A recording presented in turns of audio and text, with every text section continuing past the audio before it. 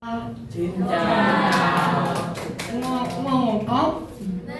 응원 또 네. 안녕하세요. 35살 허영정 집사입니다. Xin chào tất cả mọi người, bà là chấp sự Ho Dông Trông, bà 35 tuổi. 네. 저희 가정 가운데 임하신 하나님의 역사를 나누고 Bây giờ 싶습니다. bà muốn chia sẻ về cái công tác của Đức Chúa Trời mà đã 저와 làm trên gia đình của bà. 네, 저와 남편은 결혼 전에 각각 다른 교회를 Và trước 다녔습니다. khi mà kết hôn thì bà và chồng của bà thì đi hội thánh khác nhau, không có giống nhau. 네, 결혼하고 신혼생활을 하면서 작은 개척교회를 같이 다녔습니다. Và sau khi mà kết hôn thì là đã bắt đầu cùng nhau đi chung với hội thánh mở. 네, 교회가 이제 4년이 됐을 때 성경 공부를 Và 시작했습니다. sau khi đi hội thánh 4 năm thì là bắt đầu học kinh thánh 박지은 전도사님이 이끄시는 성경 공부였습니다. và đã học kinh thánh cùng với bà chấp sự ở đây là người hướng dẫn chỉ đạo. 저는 말씀을 배우기 위해 성경 공부를 신청하였습니다. Và bà chấp sự ở đây đã đăng ký để học kinh thánh. 하지만 남편은 어떤 이유에선지 신청하지 않았습니다. Nhưng mà chồng của bà thì là không có lý do gì nên là họ đã không có tham gia. 제가 이제 함께 하자고 설득을 했습니다. Nhưng mà cô thì là cô đã thuyết phục chồng là hãy tham gia học kinh thánh cùng với mình. 주변 사람들도 그리고 박지은 전도사님도 같이 공부를 하자고 했습니다. Và những người xung quanh và ngay cả bà truyền đạo ở đây cũng khuyên chồng của cô là hãy tham gia học kinh thánh cùng. 근데 오히려 남편은 완강하게 거부했습니다. Nhưng mà cuối cùng thì chồng của cô là không có từ chối và không có tham gia. 이제 혼자 성경 공부를 시작하고 문제가 생겼습니다. Nhưng mà khi mà cô đi học một mình vậy thì là có vấn đề xảy ra.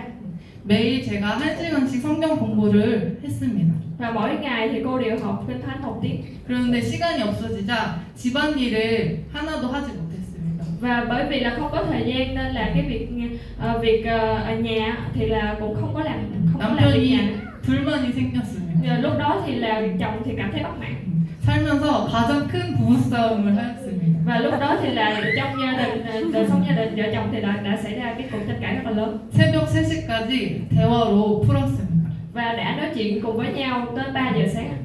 서로가 어떻게 신앙생활을 했는지 깊이 있게 나누게 되었습니다. Và cô đã chia sẻ với chồng là cái tín ngưỡng, cái câu chuyện tín ngưỡng, niềm tin của mình một cách sâu sắc với chồng. 제 개인적인 신앙의 성장도 중요하지만 우리 가정을 함께 세우는 일이 우선이었습니다. Và cái quan điểm cá nhân của cô đây là cái việc mà tăng trưởng về mặt thuộc linh thì rất là quan trọng, nhưng mà cái việc mà xây dựng gia đình thì cũng là cái ưu tiên. 저는 성경 공부를 내려놓기로 하였습니다.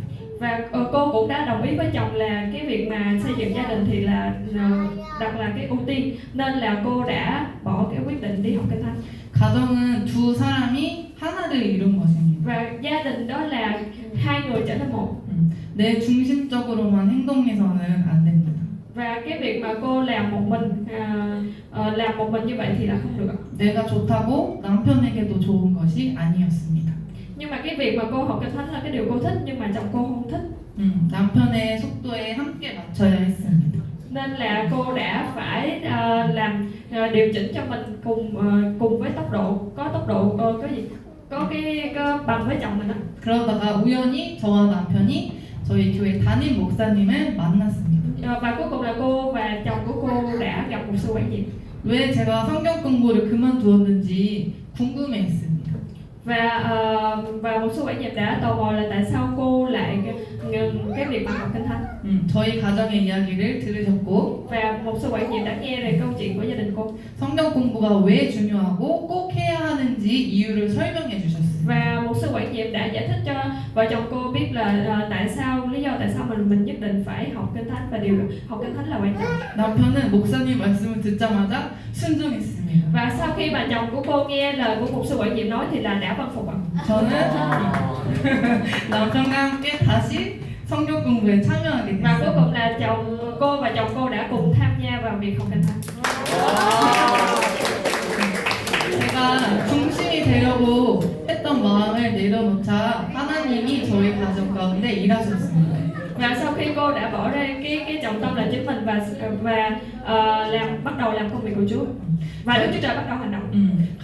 가장인 남편을 중심으로 믿음 생활이 시작되었습니다.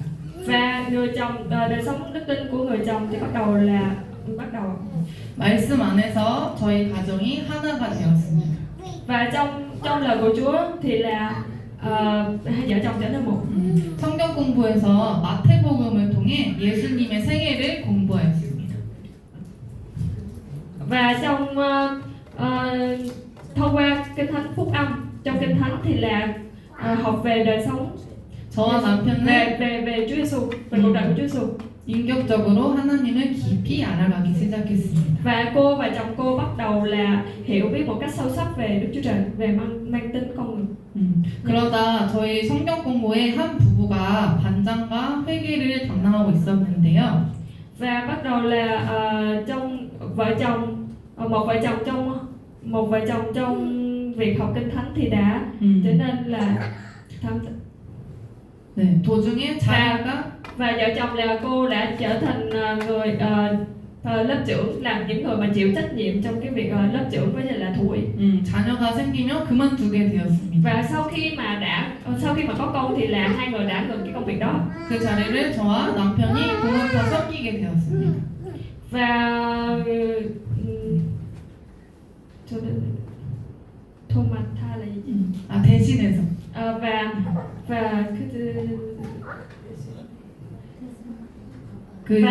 Và chồng cô đã đảm nhiệm cái vai trò đó. 그래서 남편은 반장을 맡았고 저는 회계를 맡게 되었습니다. Và cuối cùng thì người chồng của cô thì là đảm nhiệm vai trò là lớp trưởng, còn cô là thư ký, cô là thủ ủy. 성경 공부를 못하도록 저를 말리던 남편이었는데 là vốn dĩ là người chồng mà ngăn cản cô không được đi học kinh thánh. 공부까지 하면서 책임감 있게 리더 역할도 감당했습니다. Nhưng mà cuối cùng bây giờ là trở thành người mà chịu trách nhiệm là leader, là người dẫn đầu và vừa học kinh thánh và vừa là có vai trò là lãnh đạo. 저희 가정이 성경 공부를 하면서 대화 내용이 바뀌었습니다. Và sau khi mà vợ chồng của cô thì cùng tham gia học kinh thánh thì cái nội dung nói chuyện cũng thay đổi. 성경 공부하기 전에는 어떻게 하면 돈을 더 벌 수 있을까? Và trước khi mà học kinh thánh thì vợ chồng thường là nói chuyện làm sao để kiếm tiền, làm sao bằng cách nào để kiếm tiền này kia. 네, 성경 공부하고 나서는 어떻게 하면 예수님을 믿지 않는 사람들에게 말씀을 복음을 전할 수 있을까? Nhưng mà sau khi mà hai vợ chồng cùng nhau học kinh thánh thì là cái nội dung nói chuyện là thay đổi, là làm sao chúng ta phải truyền giáo phúc âm cho gia đình và cho những người lân cận, là những người chưa tin về Chúa Giêsu.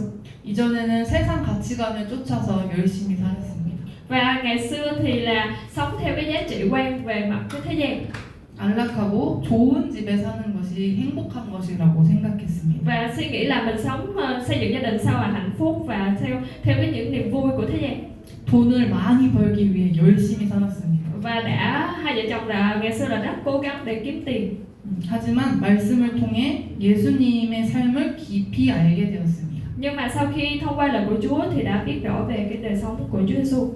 예수님은 말씀에 순종하시고 이웃을 위해 섬김을 실천하시고 복음을 전파하셨습니다. Chúa Giêsu ngài là đấng vâng phục lời của Đức Chúa Trời và ngài phục vụ, ngài tận hiến vì những người xung quanh và truyền bá phúc âm. 예수님의 삶을 통해 하나님의 계획과 성경적인 가치관을 깨달았습니다. Và thông qua đời sống của Chúa Giêsu thì biết được cái kế hoạch và cái giá trị quan, nhận ra được kế hoạch và giá trị quan của Đức Chúa Trời. 이전에는 주변 이웃들을 만나면 어색해서 눈도 못 마주치고 도망치기 바빴습니다. Ngày trước thì là khi gặp những người xung quanh thì là cô không có dám nhìn thẳng mặt và ngại ngùng và bỏ trốn, bỏ đi. 내가 먼저 밝게 인사하고 Nhưng mà bây giờ thì là chủ động lại chào hỏi. 관계 전도를 위해 연락처를 묻고 때로는 먹을 거리를 나눠주곤 Và 합니다. để truyền giáo cho người đó thì là cô đã chủ động hỏi số điện thoại, rồi sau đó cũng có nhiều khi là kiểu mua đồ ăn cho những người đó. 예수님을 본받아 전도와 선교의 사명을 감당하는 섬김의 삶으로 나아가게 되었습니다. Và hai vợ chồng đã sống một cái đời sống giống như Chúa Giêsu, là theo gương của Chúa Giêsu và đi ra truyền giáo. 지금도 그의 일환으로 이곳 비전 153 비전 센터에 오게 되었습니다. Và bây giờ là hai vợ chồng đã đến trường Vision 153 tại đây. 저희 남편과 성경 공부를 시작한 지 3개월째 때 둘째 도훈이를 하나님께서 주셨습니다. Và khi mà cô và chồng của cô bắt đầu quyết định học kinh thánh sau 3 tháng thì là đã có sự xuất hiện của em bé. 자녀를 낳는다고 자연스럽게 부모가 되는 것일까요? Thì là nếu mà sinh con ra mà trở thành ba mẹ tự nhiên như vậy có được không ạ? 아닙니다. Không thể ạ. 우리의 부모님도 굉장한 노력을 했을 것입니다. Và bố mẹ của cô cũng như vậy, cũng đã cố gắng nỗ lực như thế nào để nuôi dạy cô. 부모도 교육과 훈련이 필요한 자리입니다. Đó, vai trò của bố mẹ là những người mà cần phải có sự giáo dục và huấn luyện. 첫째 아이가 자아가 생기고 말이 늘고 떼를 쓰기 시작했습니다. Và khi mà con gái đầu tiên của cô xuất hiện thì là cô nói rất là nhiều và có nhiều khi là cô cũng sử dụng roi đánh. 동생까지 생겨서 시기 질투하는 마음까지 생겼습니다. Và khi mà có xuất hiện của đứa em thì là bắt đầu bé có cảm giác bị ganh tị 훈육이 필요한 시점이 되었습니다. và cần phải có bắt đầu cái thời kỳ mà cần giáo dục. 하지만 저희 부부가 양육관이 너무 달랐습니다. Nhưng mà cái về việc giáo dục con cái của cô và chồng của cô thì nó khác nhau. 자녀 문제로 의견 충돌을 겪었습니다. Và hai vợ chồng đã trải qua rất nhiều vấn đề và tranh cãi về vấn đề này. 자녀 교육 역시 말씀 안에서 답을 찾고 하나가 되어야만 했습니다. Và trong lời Kinh Thánh thì cái việc giáo dục con cái thì cô đã tìm đáp án trong cái việc giáo dục con cái và cả hai phải trở nên một. 성경적 육아 교육을 위해 토부 미션의 부모 대학을 시작하였습니다. Và bắt đầu cái trường bố mẹ để giáo dục con cái không mang tính Kinh Thánh. 저희가 강의에서 배운 것처럼 단단한 사랑과 부드러운 사랑, 성경적 훈육을 배우고 실천했습니다. Và bắt đầu đã thực hiện về vai trò của bố mẹ là một người cứng rắn, là vừa là cứng rắn nhưng mà vừa là mềm mại. 권위주의가 아닌 진정한 권위를 세우는 것부터가 훈육의 시작이었습니다. Và đã bắt đầu cái việc xây dựng cái quyền quy, quan trọng không phải là cái quyền quy 권위주의. 권위주의. Không phải là lấy cái quyền quy là trọng tâm, không phải lấy quyền quy trọng tâm, nhưng mà cái xây dựng cái quyền quy một cách thận trọng, một cách thận trọng hơn trong cái việc mà xây dựng trong cái việc mà nuôi dạy con cái. 부모는 자녀의 고집을 지혜롭게 다루고 꺾을 줄 아는 사람이 되어야 합니다. Ba mẹ phải là cái người mà cái khôn ngoan trong việc mà sửa trị con cái, trong cái việc cái sự cố chấp của con cái, và cái người phải biết cái điều đó của con cái của mình. 첫째 아이는 훈육을 하며 고집이 점점 꺾이고 있습니다. Và cái đứa con thứ nhất của cô thì là khi mà cô dạy dỗ, cô giáo dục con của mình thì là có một khoảng thời gian con của mình cũng rất là cố chấp. 예의 바른 태도와 행동을 배워가고 있습니다. Và đã học và cô đã dạy cho con của mình biết về cái thái độ đúng đắn và cái hành động đúng đắn. 어른을 공경하고 자신의 말과 행동에 책임지는 아이로 훈련시켜 나갈 Và 것입니다. cô đã huấn luyện và dạy dỗ con của mình phải là một người lời nói tôn trọng người lớn và có trách nhiệm trong cái lời nói và hành động của mình. 전도와 선교처럼 성경적으로 자녀를 양육하고 신앙을 전수하는 것 역시 다음 세대에 세워갈 하나님 나라의 사명입니다. Và cái việc mà giống như cái việc mà truyền đạo và truyền giáo thì là việc dưỡng dục con cái mang tính Kinh Thánh thì là một cái sứ mạng của nước Đức Chúa Trời mà cho thế hệ phía sau. 여러분도 그런 부모가 되실 건가요? Rồi các bạn có thể trở thành những bố mẹ như vậy không ạ? 네. Dạy dỗ con cái theo mang tính Kinh Thánh. 네, 저희는 부모대학을 듣고 올해부터 매주 토요일 저녁 가정 예배를 드리기 시작했습니다. Và sau khi mà cô đã tham gia vào cái trường học về vai trò của bố mẹ thì là cô đã mỗi thứ bảy mỗi tuần thì là đã cùng nhau nhóm gia đình với nhau lại. 가정 예배를 통해 하나님이 저희 가정의 주인 되심을 매 순간 인정해 드립니다. Và khi mà nhóm gia đình với nhau lại thì là phải công nhận rằng mỗi phút mỗi khoảnh khắc thì là Đức Chúa Trời Ngài là đấng chủ tể của gia đình mình. 우리 가정이 말씀 안에 더 깊이 뿌리 내리는 하나 되는 시간을 보냅니다. Và cái việc mà gia đình của cô thì là hiểu được kiểu giống như là lời Chúa được đâm kiểu sọc đâm rễ và đã có những cái thời gian cùng với nhau. 이 시간을 통해 다음날 있을 주일 예배 또한 준비하며 예배를 더욱 사모하게 되었습니다. Và khi mà thông qua cái thời gian này thì là cái thời gian sau, chuẩn bị cho cái thời gian sau, chủ nhật sau, tuần sau cùng nhóm nhau lại thì với cái tấm lòng càng khao khát, càng yêu mến Chúa hơn, càng khao khát Chúa hơn. 첫째 보문이는 곧잘 찬양을 흥얼거립니다. 노래합니다. 찬양을 합니다. Và con của cô, con gái nhất của cô thì đã bắt đầu đã ngân nga theo cái điệu khi mà thờ của Chúa. 아직 글을 모르지만 성경을 펼치고 손가락으로 짚어가며 이야기합니다. Dù là không có biết chữ nhưng mà cũng là mở kinh thánh ra xong rồi chỉ trong kinh thánh. 또 가정 예배 중에 있는 빵과 포도주스를 먹는 시간을 가장 좋아합니다. Và con của cô thì rất thích trong cái việc mà nhóm gia đình nhau lại mà có bánh với lại là có nước ép nho. 보문이가 앞으로 더 자라서 함께 말씀을 가지고 대화할 날을 기대하고 있습니다. Và đang trông đợi sau này khi mà con cái cùng lớn lên cùng nhau và chia sẻ lời Chúa cùng nhau, học lời Chúa cùng với nhau. 저희 신앙이 가정 예배를 통해 자녀에게 잘 전수되리라 믿습니다. Và cô tin chắc rằng thông qua cái việc mà mình nhóm nhau lại thì mình sẽ truyền giáo lời của Chúa, mình sẽ chia sẻ lời của Chúa cho con cái của mình.